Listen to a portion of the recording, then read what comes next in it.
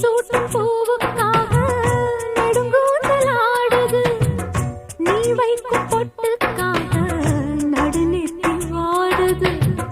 காத்தாடி ஒன்னத்தானே உயிர் நாடி தேடுது. காவேரி எங்கே போகும் கடல் வந்து கூடுது. அந்திப் பொழுதில் தென்னங்கிளையில் தென்றல் கூத்தாட மையை எழுதி மஞ்சள் குருவி கையை கோத்தாட அடங்காத ஆசை கொண்டு நானும் போராட.